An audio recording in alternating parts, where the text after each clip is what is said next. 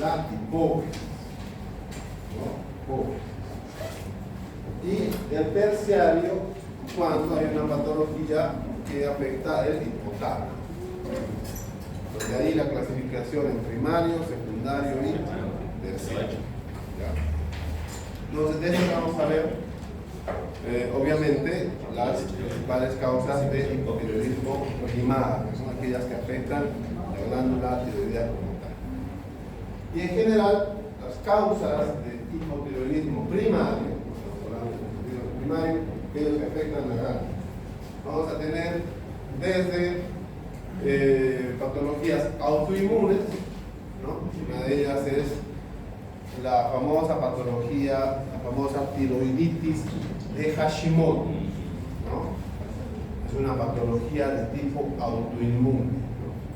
Entonces, el hipotiroidismo primario básicamente se puede dividir a su vez en patologías de causa autoinmune, ¿no?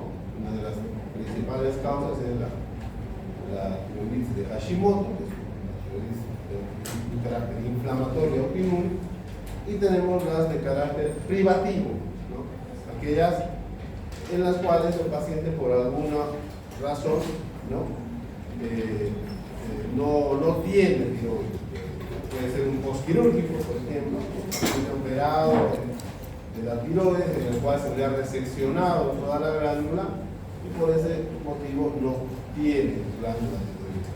Entonces también va a entrar en un estado de hipotiroidismo. ¿Correcto?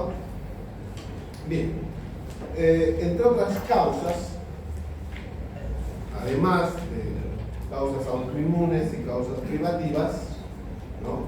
Vamos a tener algunos tipos de hipotiroidismo que pueden ser, por ejemplo, iatrogénicos, o sea, a causa de algún tratamiento. Les decía que cuando nosotros tratamos a un paciente con hipertiroidismo, ¿no? Podemos hacer terapias con yodo radioactivo, es decir, ¿no? Podemos utilizar el yodo para poder, ¿no? frenar o destruir a algunas células que producen hormona tiroidea, pero puede ser que el tratamiento sea tan agresivo, ¿no? que pueda pasar de un estado de hipertiroidismo a un estado de hipotiroidismo, ¿no? Entonces, esa es una causa iatrogénica por causa de un tratamiento radioactivo, ¿no? Entre otras cosas, también tenemos el hipotiroidismo por déficit de yodo, ¿ya? El déficit de yodo es en la alimentación, ¿no? Es muy privativa de yodo, entonces también puede desencadenar un estado de hipotiroidismo, porque recuerden que el yodo es el principal sustrato para la producción de hormona tiroidea, ¿no? Ya les voy a explicar cómo es la captación de yodo, ¿no? La tiroglobulina que se une y forman las moléculas, ¿no? de monoiodiotirosina, diotirosina, y luego se acoplan para formar la tiroidea. Entonces, el déficit de yodo en la dieta también va a ser una causa de hipotiroidismo. ¿Okay? Entre las causas, vamos a revisar también las causas de hipotiroidismo secundario, ¿no? Aquellas que comprometen, ¿no? lo que es la hipófisis. Y entre estas tenemos una patología muy frecuente, muy común, sobre todo en ginecobstetricia, ¿no? que es la necrosis hipofisaria posparto, que se llama la patología, o lo que se llama el famoso síndrome de Sheehan. Síndrome de Sheehan. SHEEHA. Es una patología que se puede presentar en mujeres que por algún motivo han sufrido preeclampsia o eclampsia, ¿no? que es un estado hipertensivo extremo del embarazo. Entonces puede desencadenar, además de esa complicación, una necrosis de la hipófisis y por ende pues no se va a producir TSH, ¿no? que es la principal la hormona que estimula la tiroides y por tanto la secreción y la producción de hormona tiroidea a nivel de la glándula va a ser una causa común y frecuente de hipotiroidismo secundario, es lo que le digo, el síndrome de Chick. Doutor, é necrose hipofisitária? Necrosis de la hipófisis. Sim, só da hipófise. Necrosis hipofisiaria de la hipófisis postparto. Síndrome de Chick. ¿Alguien tiene un marcador, pues? Eu acho que a dona tem. S-H-E-H-A-N, ¿no? Chick. Síndrome de Achei reconceito. Chick. Ih, Maria, como eu escrevi de errado. Es una necrosis Ih,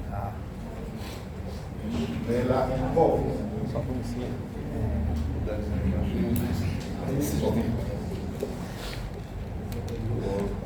Una complicación, ¿no? Una complicación extrema de lo que es la eclampsia, la preeclampsia. Entonces, es un estado en la cual se necrosa la hipófisis, como le digo, baja la producción de TSH, ¿no? Que es la hipófisis, como ustedes saben, se produce la TSH, ¿no? ¿Qué era la TSH? Adelante, adelante. TSH, La hormona tiroestimulante. estimulante. Hormona tiroestimulante. Entonces ahí tenemos una causa de, le decía, ¿no? Estamos clasificando el hipotiroidismo en tres, ¿no? Primario, secundario y terciario. Primario ya habíamos dicho, ¿no? Principales causas, autoinmune y privativo. Las principales, puede haber iatrogénico también. El autoinmune, ¿cuál era?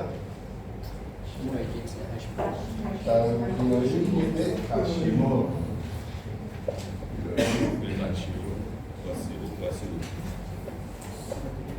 Y el privativo generalmente puede ser post-quirúrgico, después de una cirugía. Y el secundario, ya les decía, ¿no? Las causas más frecuentes. Puede haber otras, pero más comunes. Bueno. Y también tenemos el hipotiroidismo terciario, ¿no? Que es aquel que afecta sobre todo el hipotálamo, ¿no? Entonces, esto generalmente puede ser en patologías de carácter tumoral, ¿no? Tumores que comprometen la parte del hipotálamo, ¿no? Que a la larga va a producir, ¿no? Una afectación Hashimoto. de lo que es el eje hipotálamo, hipófisis, tiroides, ¿no? El eje principal. Quirúrgico. Entonces, generalmente tumores infiltran, ¿no? Que comprometen el hipotálamo, van a desencadenar el hipotiroidismo terciario.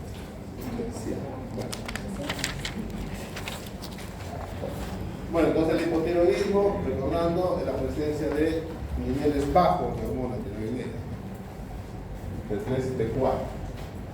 Tiroidismo igual a disminución de 3 y T4. Bueno, ahora vamos a ver cómo se va a manifestar clínicamente. ¿Qué clínica va a presentar un paciente con hipotiroidismo? Van a ver que va a ser casi contrario a lo que es el hipertiroidismo, ¿no? Si en el hipertiroidismo teníamos una persona que está todo el tiempo activa, ¿no? Todo el tiempo nerviosa, alerta, ¿no? En el hipotiroidismo es todo lo contrario, ¿no? Tenemos una persona que está muy pasiva, una persona que está somnolienta a veces, ¿no? Una persona que aumenta de peso con facilidad, ¿no? Puede ser que el paciente haga o haga ejercicio físico, pero de todas maneras, como tiene un metabolismo lento a causa del nivel de hormonas bajo, tiende a acumular peso. Puede ser muchas veces la causa de consulta por parte del paciente. El paciente va y dice, mire doctor, hago dieta, hago ejercicio, pero sigo ganando de peso. Realmente no. Entonces, algunas sí pueden presentar algún problema tiroideo, ¿no? Entonces hay que tener en cuenta eso, ¿no? El paciente también presenta sensación de frío, ¿no? Todo el tiempo. Presenta la piel reseca, ¿no? Y una causa muy frecuente también es el estreñimiento, ¿no? Todo lo contrario del paciente hipertiroideo, ¿no? Que tenía trastornos gastrointestinales, ¿no? Evacuaciones de posición de líquidos frecuentes. No. En el hipotiroidismo se presenta todo lo contrario: estreñimiento, aumento de peso, ¿no? Sensación de frío todo el tiempo. Estreñimiento, sensación de frío. ¿Qué más tenemos en el paciente? Puede ser alopecia, caída del pelo, pero Estreñimiento. Clínica. de la clínica, signos, síntomas, clínica. ¿Qué es lo que va a presentar nuestro paciente con hipotiroidismo, ¿no? Nos puede presentar también alteraciones menstruales, sí, son menos frecuentes, pero también puede haber. Generalmente son más en el hipotiroidismo, intolerancia al frío, no tolera, no está en un ambiente caliente, pone ventilador o aire, sigue con frío, ¿no? Entonces, puede haber alopecia, caída del cabello por parte del paciente, la piel reseca, áspera, ¿no? El aumento de peso, le decía.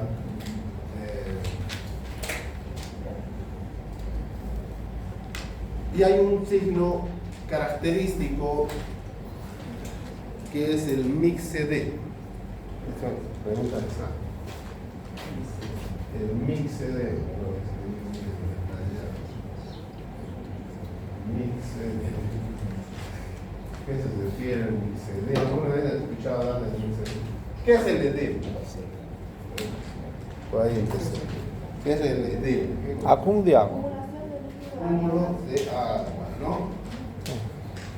Ya, ¿en dónde? ¿Cúmulo de dónde? ¿Ah? Intravascular, no. Acumulación de agua, ya está bien, pero ¿dónde? El edema en general. Por lo general se da en miembros inferiores. Ya, pero ¿en qué parte del, no del cuerpo, sino del a nivel histológico, ¿no? Eso, del intersticio, el tercer espacio, que es la extravasación del líquido al tejido celular subcutáneo, intersticial, ¿correcto? El misedema es algo parecido, pero no es la extravasación de agua, sino es la acumulación de mucopolisacáridos hidrófilos en la dermis. Ese es el mixedema, ¿no? Acumulación de mucopolisacáridos hidrófilos en la dermis. Y entonces, ¿cómo reconocemos un mixedema y un edema? Ambos van a presentar la piel engrosada, ¿no? Un edema, ¿no? ¿Alguna vez han visto un edema? El paciente presenta la piel engrosada, tiene ese tono, ese aspecto de la casa de naranja, ¿no? Gruesa, bien dura. Entonces, ¿cómo podemos diferenciar el edema del mixedema? Para eso hacemos una prueba sencilla, ¿no? Que es hundir el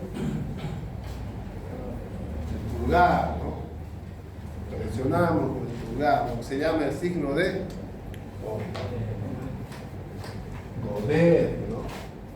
Signo de Godet. ¿Han escuchado escuchado hablar de semiología Godet. Se presiona con el dedo pulgar. El edema deja huella, ¿no? Queda la huella del dedo. Se presiona el edema, se hunde la piel y tenemos ahí, si recuerdan, tenemos la clasificación todavía, ¿no? Una cruz, 2, 3, dependiendo del tiempo en que se torna. En el mixedema no deja Godet.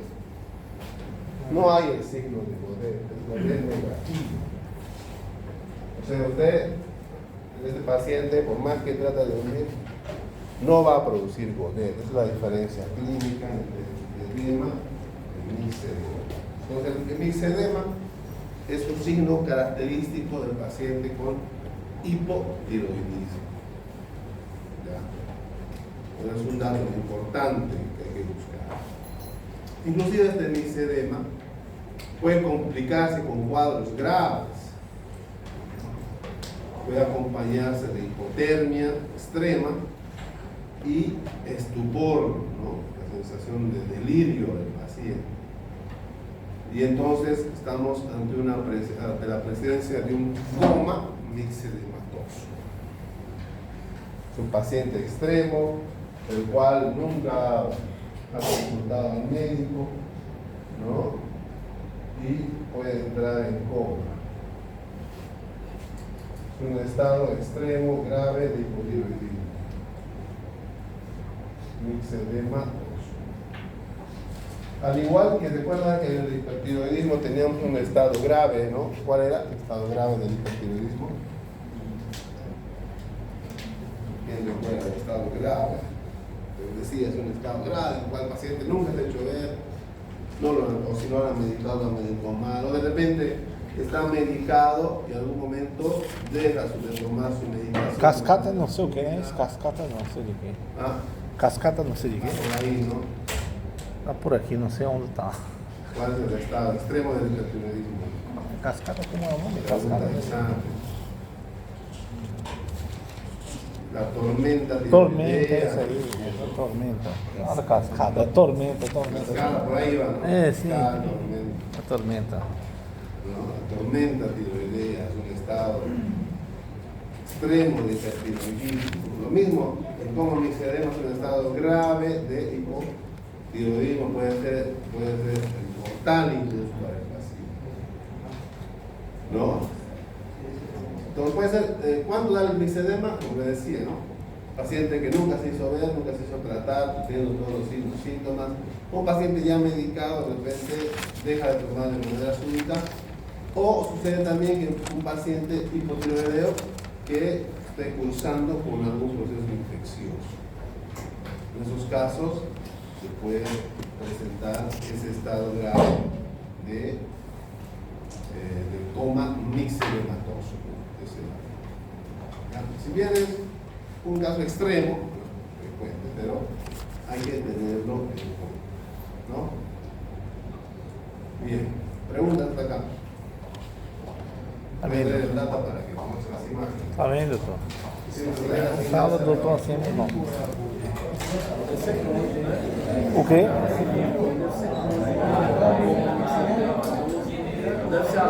Maduro, porque no se produce el Godet clásico del edema. Entonces, ahí. Aí deu bem. ¿Qué pasó? Vai. Ahí. Bueno. Vai lá. Entonces, cuando uno hace Godet negativo en el paciente con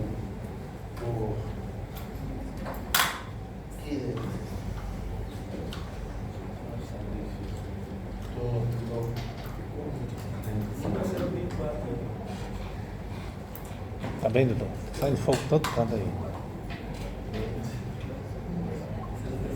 Pregou. Agora sim.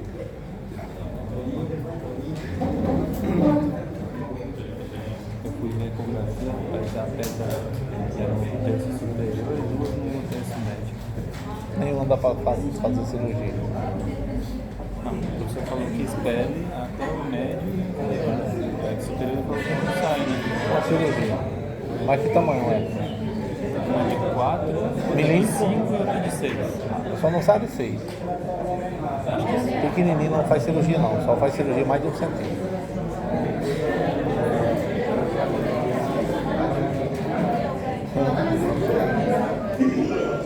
Não faz cirurgia menos de 1 centímetro. Passa? Ah, ligar o projetor tá ligado, né?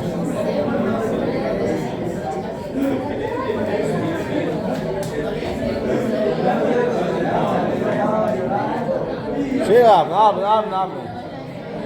Resolver esse problema. É do técnico aí, Arrocha aí, amor. Chegou, tá chegando. Tem que esquentar igual a televisão antiga.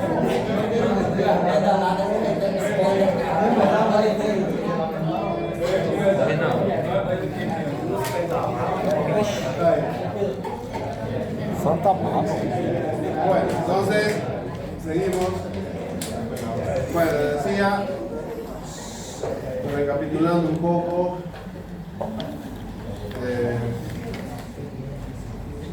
ahora estamos viendo el estado de hipotiroidismo.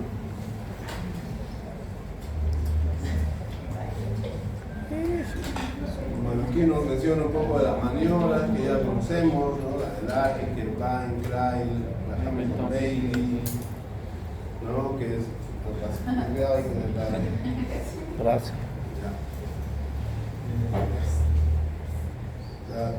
la de Hamilton-Bailey, que por cierto que se le pide al paciente, ¿no? Que saque la lengua o degluta. Así podemos, en la deglución, el movimiento de la deglución, poder apreciar si hay alguna tumoración o un nódulo que ascienda y descienda con el reflejo, con el acto de la deglución, ¿no? Si se da ese fenómeno, ¿no? De que la tumoración asciende y desciende, se llama maniobra de Hamilton-Bailey positivo. Esa no la hemos visto anteriormente. La otra ya la conocen, ¿no? El Laje, Kirbain, Krail. Falta ahí la de Kirbain, ¿no? ¿Cuál era la de Kirbain? ¿A quién recuerda? ¿Dónde está el examinador en la de Kirbain? Detrás. Detrás. Y entre Laje y Krail, ¿cuál era con Manuel Gala? Frente. La de Krail es monomanual, la del Laje es bimanual. Entonces ahí le decía que hay hipotiroidismo primario, secundario y terciario dependiendo a... ¿Está bien? ¿Se ve bien? Sí, está tranquilo. Dependiendo a el lugar de afectación en el eje hipotálamo hipófisis tiroideo. El tiroideo primario afecta la glándula, el secundario la hipófisis y el terciario el hipotálamo. Afecta lo que es la hormona tiroestimulante. Causas autoinmunes, causas de hipotiroidismo primario, autoinmunes principalmente la Hashimoto, que decía que es una infiltración y destrucción del tejido tiroideo, ¿no? De causa aún en estudio, probablemente todo apunta a que es autoinmune. También tenemos, le decía, el hipotiroidismo debido a déficit de yodo, ¿no? De iatrogénico o secundaria radioterapia. Entre otras cosas y menos frecuentes, tenemos algunas enfermedades como la hemocromatosis o amiloidosis, o enfermedades raras que producen de tipo infiltrativo o secundario a fármacos, ¿no? Pacientes que toman generalmente amiodarona, pacientes psiquiátricos que son medicados con litio, primario. Entre la segunda, causas secundarias, causas de hipotiroidismo secundario en realidad. Le decía que tenemos la necrosis hipofisaria postparto, ¿cierto? O también llamado síndrome de Sheehan. También patologías tumorales como el adenoma hipoficiario, adenoma tumoral de la hipófisis, que también es una causa frecuente, además de la de Sheehan, de hipotiroidismo secundario. Y el hipotiroidismo terciario, ¿no? Alteraciones generalmente de tipo tumoral que afectan al hipotálamo o pueden ser estructuras contiguas, ¿no? Que por algún motivo infiltren también y comprometan el hipotálamo. Estábamos hablando de las manifestaciones clínicas, principalmente les decía aumento de peso, ¿no? El bocio también puede estar presente, ¿no? Es decir, el bocio es simplemente el aumento de volumen, ¿no? De tamaño de la glándula tiroidea. Y les decía en su momento que el bocio puede acompañarse o de un estado de hipertiroidismo o eutiroideo o hipertiroidismo. No siempre un bocio se acompaña de un estado de hipertiroidismo, ¿no? Dependerá mucho de la funcionalidad de la glándula tiroidea, pero también puede estar presente con estados de hipotiroidismo, ¿no? La sensación de frío, le decía al paciente que siente frío todo el tiempo, la piel se seca, ¿no? El estreñimiento, ¿no? El estreñimiento crónico, la alopecia, le decía, entre otras, menos frecuencia, la macroglosia también se ha descrito como signo del hipotiroidismo. Algunos signos cardiológicos como la cardiomegalia o el examen pericárdico también pueden ser parte de lo que es el hipotiroidismo, ¿no? El aumento de peso, ya decía, mesorragias, ¿no? Alteraciones de tipo muscular como el síndrome del túnel carpiano, ¿no? Que es una contractura aquí tendinosa muscular, ¿no? Que tiende a contraer un poco la mano, el túnel carpiano. Y lo que estábamos hablando hace rato, ¿no? Del mixedema. Los estados, uno que es característico de lo que es el hipotiroidismo, que es el mixedema, ¿no? Acumulación de glucopolisacáridos, lo que decía, que tiene que hacer que el paciente tenga ese rasgo facial como un engrosamiento de la piel de la cara o de otras partes del cuerpo, una sensación pastosa de la piel, bien inexpresiva del paciente hipotiroidismo. Y el coma mixedematoso, ¿no? Le decía que cuando se acompaña de estupor o hipotermia puede llegar a ser mortal, ¿cierto? Bien, entonces en cuanto a la clínica del paciente hipotiroidismo, ¿no? Ya para poder diagnosticar, ¿no? Poder complementar nuestra historia clínica, nuestro examen físico, tenemos que recurrir a pruebas laboratoriales, ¿no? Y al igual que en el hipertiroidismo, les decía, podemos solicitar la cuantificación tanto de hormona C3 y T4 como de la hormona tiroestimulante, que es la TSH. Entonces lo mismo sucede en el hipotiroidismo, ¿no? Para comprobar, ¿no? Si realmente hay una baja presencia o baja secreción de estas hormonas, pues podemos solicitar, ¿no? Que nos cuantifiquen las hormonas, ¿no? Y entonces pues vamos a tener un resultado, el hallazgo laboratorial en un paciente hipotiroideo será de T4 libre baja, ¿no? En concentraciones bajas al igual que la T3, y la TSH dependiendo a si el hipotiroidismo es primario o secundario, va a estar o normal, o elevado o normal. Cuando la causa es un hipotiroidismo primario, la TSH va a estar elevada y la T3 y T4 baja. Pero cuando la causa es secundaria, o sea, el trastorno, la enfermedad es en el hipófisis, obviamente la TSH va a estar disminuida, ¿no? Entonces, ese es un hallazgo o un dato que nos complementa, que nos ayuda a poder, ¿no? Clasificar si estamos ante un hipotiroidismo primario o secundario, ¿no? ¿Correcto? Entonces, la T3 y T4 de hecho van a estar bajas en cualquier estado, ya sea primario o secundario. Siempre va a haber T3 y T4 bajas. Y la TSH puede estar elevada en el caso de hipotiroidismo primario y en el caso de hipotiroidismo secundario puede estar baja. bajas, ¿no? Y en algunos casos especiales puede estar hasta normal, pero vamos a ver más adelante cómo se da ese caso.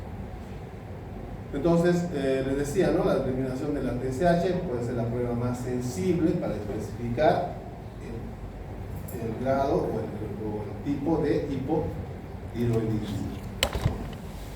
Y siempre debemos complementar, ¿no? Y siempre debemos solicitar, obviamente, la dosificación o cuantificación siempre de TSH, T4 libre y T3, ¿no? En base a eso vamos a darnos una idea de qué tipo de hipotiroidismo estamos, o qué tipo estamos tratando, ¿no? Y también secundario a eso, podemos pedir la dosificación de anticuerpos para, como les decía, una de las principales causas de hipotiroidismo son las enfermedades autoinmunes. Y cuando hay este tipo de enfermedades autoinmunes, el cuerpo genera autoanticuerpos, ¿no? Uno de ellos son los anticuerpos antiperoxidasa tiroidea, ¿no? La anti-TPO, que se abrevia así, o la antitiroglobulina. Fíjense ustedes que estos anticuerpos, ¿no? Se producen o atacan, si quieren, a elementos que participan en la secreción o en la formación de la hormona tiroidea, ¿no? Recuerden que les decía en la primera clase que la tiroglobulina es la principal proteína en la formación de hormonas. Entonces, en los pacientes con patología autoinmune forman anticuerpos contra estas principales elementos de la formación de hormona tiroidea. Entonces tenemos antitiroglobulina, o sea que va destruyendo la tiroglobulina y por ende vas a tener menor secreción de T3-T4, menor formación de hormona tiroidea, ¿no? Lo mismo a nivel de la peroxidasa tiroidea, ¿no? Que cataliza, le decía, ¿no? El acoplamiento de las moléculas de iodotirosina y iodotirosina. Entonces, se producen anticuerpos contra esos elementos fundamentales en la formación de hormonas tiroideas, ¿no? La detección de una de estos anticuerpos obviamente nos va a orientar hacia una patología de tipo autoinmune, ¿no? ¿Qué es lo que dice acá? Que la ecografía no está muy indicada en estos casos porque se trata más de problemas de orden funcional de la glándula tiroidea. Pues obviamente no vas a tener muchos datos porque es un tema más de secreción, producción de la hormona. Por eso es que no es tan frecuente la solicitud de ecografía cervical o tiroidea en estos casos, ¿no? Bien, entonces simplemente tenemos que basarnos en los niveles de hormonas tiroideas, T3-T4 y TSH. ¿Cuál va a ser el tratamiento? ¿Cómo vamos a reemplazar? ¿Cómo vamos a poder nivelar estas hormonas? ¿No? Recuerden que en el hipertiroidismo teníamos fármacos que bloqueaban la producción de hormonas tiroideas. ¿Cuáles eran? Dos fármacos principalmente. Pregunta de examen.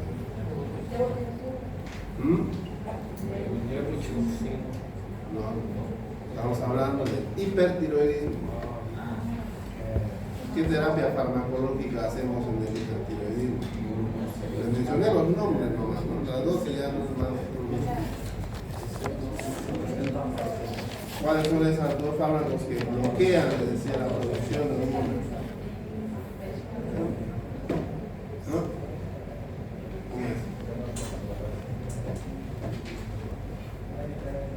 El propiltiodacilo, Metimazol. y el metimazol. Metimazol não é isso? É. No es metamisol, ¿no? Se lo confunde. É metimazol. Metamisol, ¿qué es el metamisol? Bloqueia eficazmente a síntese de hormona tireoide. Dijeron así, pero ¿cuál es su antipirético?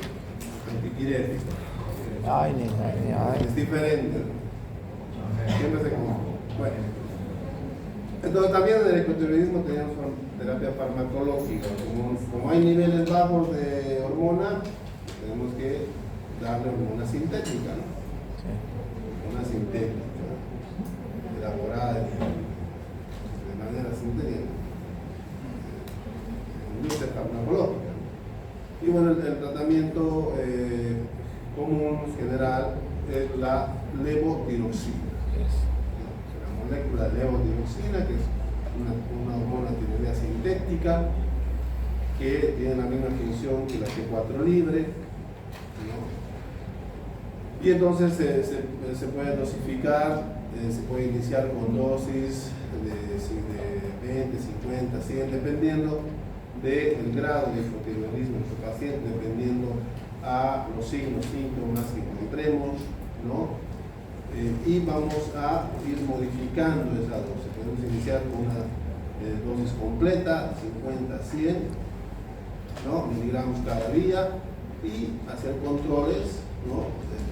cada 6, 8 meses, y dependiendo también, así se nivela, ¿no? hacemos un control ya sea clínico y laboratorial. Entonces vemos cómo van ascendiendo las hormonas tiroideas, de un punto en que se normalicen, llega a un estado eutiroideo, que es un estado óptimo, normal. Entonces ahí mantenemos la dosis, entonces hacemos dosis respuestas, vamos jugando un poco ahí, iniciamos una dosificación inicial y vamos modificando hasta nivelarnos de la cantidad de hormonas tiroideas, ¿no?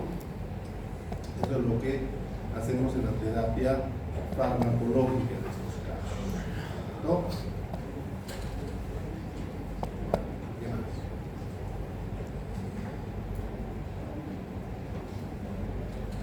Esa es la levotiroxina, ahora que es más conocida con el nombre comercial de Eutirox, ¿no? El nombre comercial. Muchos lo conocen más con Eutirox, pero en realidad el nombre genérico es la levotiroxina. Bueno,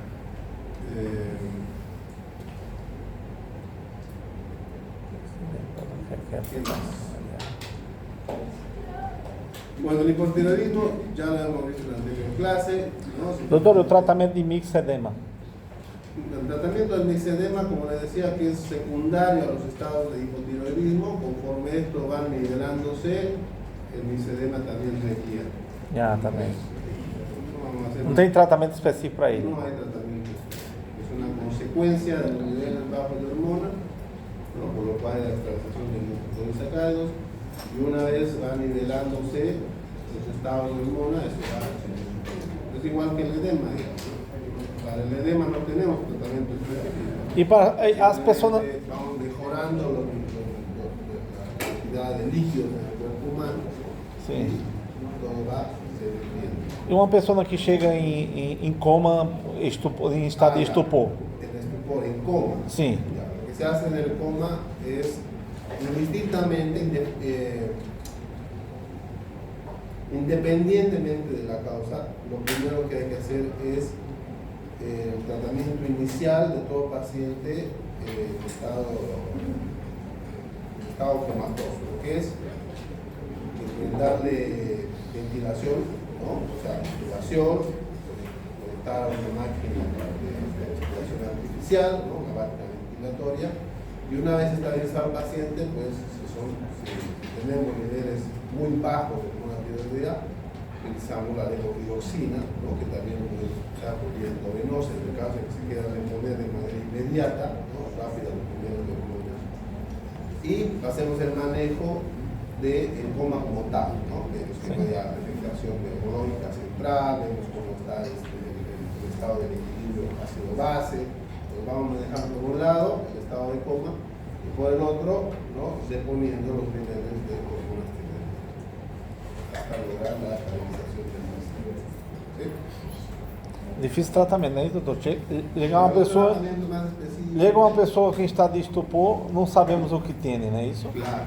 Por eso, cuando llega un paciente en coma, lo que hace primero es intubación, conectar a la máquina, silenciar otro día, y ya luego vemos la causa, ¿no? Sí. Como tú dices, puede haber miles de causas de Miles. Y si encontramos que es causa tiroidea, obviamente vamos a suponer. É difícil o tratamento para esse caso. Preguntas. Más preguntas. Bueno, reportando un poco del hipertiroidismo, las tres principales enfermedades que creemos, multicelular tóxico y adenoma. Pasar simplemente los signos clásicos, los diferentes al hipotiroidismo, ¿no? Pérdida de peso, ojos saltones, disminución base 2 sobre todo, sensación de calor, sudoración extrema, no excesiva, trastornos gastrointestinales, diarrea, ¿no? Si ya lo habíamos visto en la primera clase, el diagnóstico alto. Ao revés. Hipotiroidismo, El tratamiento elevados, y por el mecanismo de feedback negativo que les decía, la TSH puede estar o muy disminuida o suprimida totalmente. Entonces la diferencia, vamos a encontrar la T3, T4 siempre elevados, ¿no? Principales causas, nódulo tiroideo. Nódulo tiroideo, les decía, son las principales causas del hipertiroidismo, sobre todo cuando estos nódulos producen de manera autónoma hormona tiroidea. Para ello tenemos la gammagrafía, les decía, ¿no?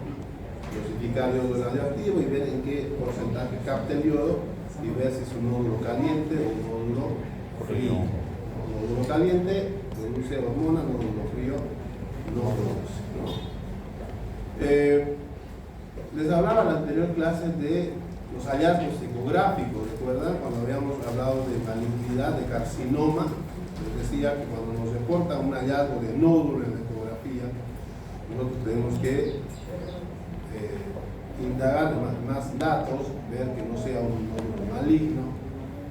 Y entonces les decía que los nódulos, cuando nos reportan hipoecogenicidad, microcalcificaciones, bordes irregulares, aumento de la vascularidad, ¿recuerdan? Sí. Como en estos casos, que tenemos microcalcificaciones en su interior, ¿no? Este aspecto del nódulo, como les decía, son más propensos a desarrollar algún tipo de carcinoma. Ahí tenemos las imágenes de esos nódulos, ¿no? Que pueden hallarse de manera casual en algunos casos, ¿no? Y cuando nos reportan, ¿no? Esos signos de malignidad, por decir, o sea, nódulos que en algún momento pueden pasar a ser tumores malignos, tumores carcinoma. Bien. E esto, doutor, o primeiro tratamento para hiper que eu não peguei, só peguei o metimazol. Sim, hiper, para hiper. Primeiro tratamento. Diagnóstico e tratamento. Não é? A Minerva. El diagnóstico ya lo vimos en la anterior clase, ¿no? Sí, sí. Están los diagnósticos. Le decía los dos principales fármacos que utilizamos, ¿no? El metimazol y el clopidogracilo, ¿no? É PTU, não é isso? PTU, exacto. Aí, tá, também. El metimazol. É isso. Y bueno, el bocio, que era muy frecuente hace un tiempo en nuestro país, ¿no? Por déficit de yodo. Y lo que les decía, no simplemente es un aumento del tamaño de la glándula, ¿no? Puede acompañarse de estados de hiper o hipo, dependiendo del grado de función que tenga. Por eso que ahora ya, porque era endémico el bocio en algún momento, se ha incorporado pues de manera sistemática, si quiere, yodo en los alimentos, pero ya es muy infrecuente de encontrar el bocio, ya se ha compartido de manera en colegios, incluso tienen que aumentar, si quieren, a todos O sal marinho vende também. También, exacto. Entonces, ya de esa manera se ha ido un poco contrarrestando el tema del bocio endémico, que era muy frecuente hace unos años. Bien, conclusiones. siempre las alteraciones tiroideas van a ser un reto para nosotros porque hay que diferenciar primero clínicamente, luego en base a la dosificación de hormonas podemos catalogar entre hiper y hipotiroidismo, ¿no? Y si hablamos de hipotiroidismo es el primario, secundario, terciario, y en base a eso hacer el tratamiento, sobre todo como les decía, ¿no? Dosificar los valores de TSH-T4 libre.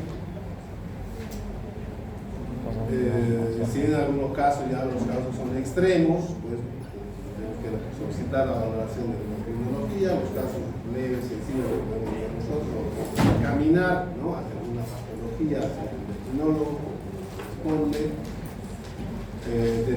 Nuestra tarea principal es detectar a tiempo, ¿no? Esos estados clínicos de hiper o hipotiroidismo, y en base a eso, pues encaminar ya sea a un especialista endocrinólogo, a un especialista cirujano, en el caso de que no comprometa la funcionalidad de la glándula, simplemente son tumores, ¿no? Que pueden desecar, como les decía, y son benignos sobre todo, ¿no? Entonces, y si son malignos, pues ya necesitará alguna evaluación o tratamiento paliativo, qué sé yo, dependiendo del grado también de carcinoma. Hemos visto los 4 principales de la anterior clase, ¿no? Cuáles son los más frecuentes, cuáles son los más agresivos, todo con el objetivo de poderlos detectar siempre en sus primeras fases, ¿no? Ya cuando esto va a avanzar, por ejemplo, mostrar la anterior, cuando hay carcinoma anaplásico, les decía, en estado ya de severidad, los pacientes prácticamente ya no se puede hacer mucho por él. Algo que es importante en la PAF, ¿no? La PAF es fundamental para el manejo del nódulo tiroideo, ¿no? Y hacer seguimiento en nuestros pacientes es algo que debe ser fundamental, sobre todo en la atención primaria de los pacientes.